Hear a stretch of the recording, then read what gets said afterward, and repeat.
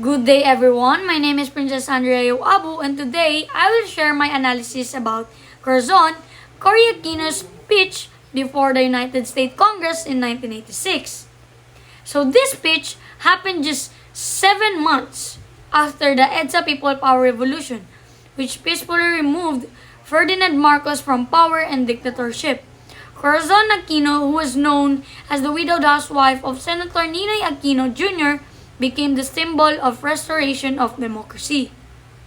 Her speech was important because it helped introduce her new government to the world and secure support for the Philippines. Pero bago ang lahat, sino nga ba si Corazon Aquino? Ano nga ba ang EDSA People Power Revolution at bakit nga ba ito naganap? Corazon Aquino is remembered as the first woman president of the Philippines and a symbol of democracy, gaya ng sabi ko kanina. Naging leader siya pagkatapos mapatay ang kanyang asawa na si Benigno Ninoy Aquino Jr., isang opposition leader na lumaban sa dictatorship ni Ferdinand Marcos. Ninoy's death in 1983 opened the eyes of many people. Many Filipinos, and pushed Cory to continue the fight for freedom. Noong 1986, Marcos called for a snap election. Corazon Aquino ran against him, at maraming Pilipino ang sumuporta sa kanya. However, the election was full of cheating, manipulation, and fraud. Marcos was declared the winner, pero alam ng lahat na si Corazon Aquino ang tunay na pinili ng bayan. Because of this, millions of people went to EDSA. Ordinary citizens, priests, nuns, soldiers, and even children joined together. They prayed, offered food, and brought flowers to show peace instead of violence. Kahit may mga sundalo at tangke, hindi umatras sa mga tao. In the end, Marcos and his family fled the country, and Corazon Aquino was sworn as president. Through EDSA People Power Revolution, the Filipinos showed the world that unity and peaceful action can bring down a dictatorship and restore democracy. So, now, let's go back to the main reason why this video is created. In her speech, Corazon Aquino talked about sacrifices of her husband Ninoy Aquino Jr. She remembered his imprisonment, his hunger strike, and finally his assassination in 1983. Let me read you the words that she said during her speech na kinwento niya kung paano nila naramdaman ang pagkawala ni Ninoy Aquino Jr. ng 3 beses. 3 beses po yun. Kasali na rin ang kanyang pagkamatay noong August 23, 1983. Ayon kay Corazon Aquino, the government sought to break him by indignities and terror. They locked him up in a tiny, nearly airless cell in a military camp in the north.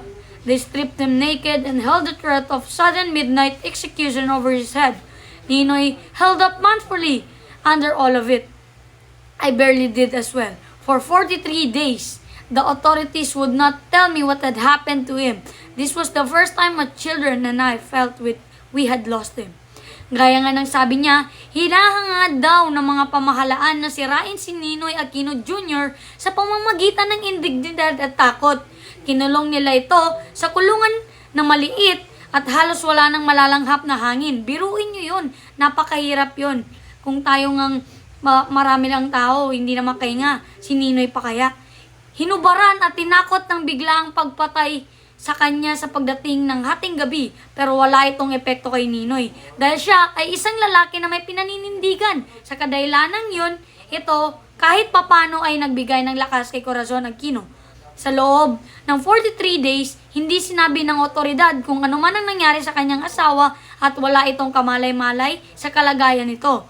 Gayunpaman, naiparamdam ng pangyayaring iyon kay Corazon Aquino at kanilang mga anak ang unang beses na pagwala nito. Cory said that after Ninoy's first imprisonment, he was accused of serious crimes and tried by a military court, which he didn't accept. To protest, he went on a 40-day hunger strike. Cory called this the second time their family felt like they were losing him. Patuloy niya, when that did not work, they put him on trial for subversion, murder, and a host of other crimes before a military commission. Ninoy challenged its authority and went on a fast. If he survived it, then he felt that God intended him for another fate. We had lost him again, for nothing would hold him back from his determination to see his fast through the end. He stopped only when it dawned on him that the government would keep his body alive after the fast broke and destroyed his brain. And so, with barely any life in his body, he called off the fast on the 40th day. Ito ang pangalawang beses na naramdaman ang pagkawala nito. Nang hamon si Ninoy Aquino Jr. at nagpalipas ng kain ng 40 days. Ganun katagal. At kung ito raw ay malalagpasan niya, ay ibig sabihin ay may ibang itinadhana ang Diyos para sa kanya. Nagmatigas ito, nagpatuloy magpalipas ng kain, walang makakapigil sa kanya dahil sa determinado itong mag-fasting hanggang sa huli. Pero, tumigil ito nang napagtanto niya na pananatiling buhay ng pamahalaan ang kanyang katawan habang ang kanyang utak ay nasira sa kadahilan ng paglipas nito sa pagkain. Kaya with barely any life in his body, tinigil nito ang kanyang fasting sa pagdating ng ika-40th day at ika-3 beses na pagkawala nito ay ang kanyang pagkamatay. And then, we lost him irrevocably. More painfully than in the past, the news came to us in Boston. It had to be after the 3 happiest years of our lives together. But his death was my country's resurrection and the courage and faith by which alone they could be free again. The dictator had called him a nobody, yet 2 million people threw aside their passivity and fear and escorted him to his grave. By sharing this story, she showed that the fight for democracy in the Philippines was paid with sacrifice and courage. This gave her leadership a moral foundation even though she was new to politics. Corazon Aquino also explained her vision for the country. She emphasized that the Extra Revolution was peaceful and she wanted to govern through reconciliation and democracy. Corazon then proceeded on her peace agenda with the existing communist insurgency aggravated by the dictatorial and authoritarian measure of Ferdinand Marcos. She asserted, "My predecessor set aside democracy to save it from a communist insurgency that numbered less than 500 and hampered by respect for human rights. He went at it with hammer and tongs." By the time he fled, that insurgency had grown to more than 16,000.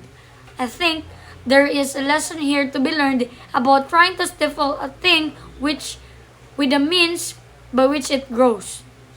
Sabi ni Pangulong Corazon Aquino, ang nauna sa kanya na si Ferdinand Marcos ay tinanggal ang demokrasya para daw pigilan ng maliit na rebelyong komunista na wala pang 500 ang kasapi. Pero dahil ginamitan ito ng dahas at hindi iginalang ang karapatang pantao, lalo lang lumaki ang rebelde hanggang umabot ng higit 16,000 bago siya napatalsik. At ang aral dito ay kapag sinisikil ang isang ideya gamit ang karahasan, force or violence in English, mas lalo lang itong lumalakas. On the issue of the communist insurgency, she prepared peace talks and reintegration rather than violence. But she also admitted that force might be necessary to defend freedom, similar to Abraham Lincoln's principle or belief that force may be necessary before mercy. She meant that she will do whatever it takes to defend the integrity and freedom of her country. Another big issue she discussed was the country's huge foreign debt, which reached $26 billion under Marcos. Even if Filipinos did not benefit from this debt, Cory promised to honor it in order to maintain the country's credibility. She said that, "Finally, may I turn to that other slavery, our $26 billion foreign debt.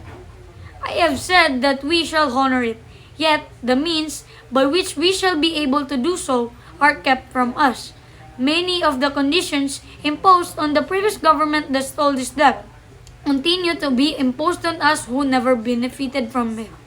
Sabi ni Pangulong Corazon Aquino, may isa pang uri ng pagkaalipin, ang $26 foreign debt. Nangako siyang babayaran ito, pero mahirap dahil maraming kondisyon ang nakatali rito. Ang masakit, ang utang na ito ay kinuha at pinwaldas ng dating pamahalaan, pero ang taong bayan na hindi na kinabang ang kailangan magbayad.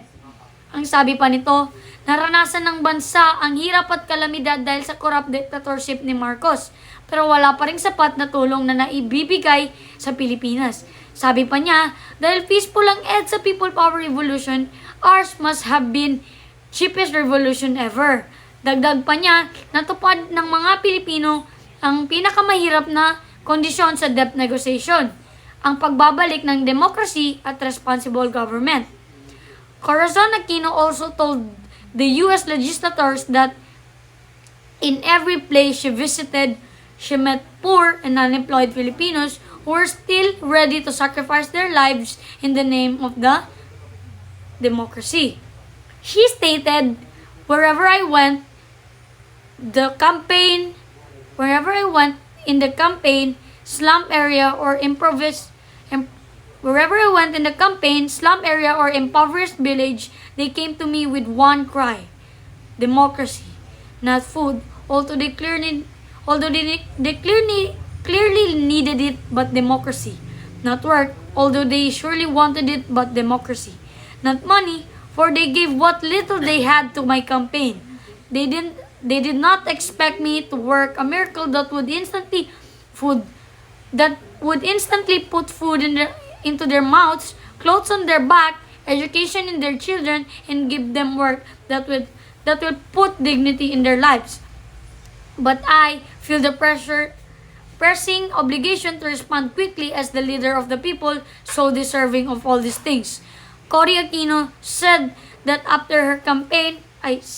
during her campaign, whether in poor villages or slum areas, the people asked for one thing, democracy. They did not ask for food, even if they needed it. They did not ask for jobs, even if they wanted them. They did not ask for money, and instead, they give what little they had to help her campaign. She explained that people did not expect her to perform miracles and instantly give them food, clothes, education, or job. She felt a strong duty to respond quickly because the Filipino people truly deserve those things. She then proceeded in enumerating the challenges of the Filipino people in rebuilding their new democracy. This included persisting communist insurgency and the economic deterioration, worsened by the foreign debt because the interests were paid by the Filipino who never truly benefited from it. Cory then asked a rather compelling question to the U.S. Congress. Has there been a greater test of national commitment to the ideas you hold dear than that my people have gone through? You have spent many lives and much treasure to bring freedom to many lands that were reluctant to receive it, and here you have a people who want it by themselves and need only the help to preserve it. She reminded them that America had spent lives and money to give freedom to other countries, even those that did not really want it. But in the Philippines, she said, the Filipino wanted democracy for themselves. They only needed help to keep it alive. Cory ended her speech by thanking America for giving her family a safe home during exile, calling those years the happiest of their lives. She invited America to join in building a new home for democracy and in making the country shining proof of both nations' commitment to freedom. And now, allow me to tell you all that Corazon Aquino's speech was significant because it not only strengthened the legitimacy of our new government, but also won sympathy and support from international community. In her address, she spoke about the hopes of the Filipino people for freedom and democracy, while also acknowledging serious challenges such as insurgency, economic problems, and the burden of the foreign debt. By contrasting herself With Ferdinand Marcos, she positioned her leadership as a break from dictatorship.